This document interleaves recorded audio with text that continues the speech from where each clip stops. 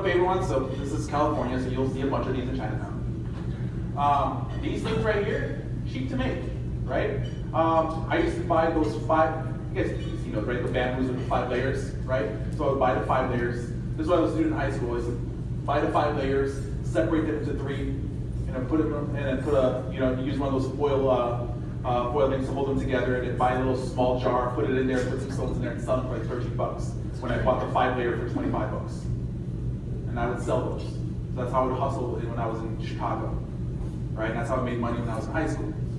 But these things are great. I would say, hey, look, you may not be a green thumb, I want to give you this. I'm going to come in weekly to water it if you don't have a green thumb so you don't kill this. And I would have in my black book knowing who got one of these things. And I would visit them with one of those flower pots or a bottle of water to say, I'm here to water your plants.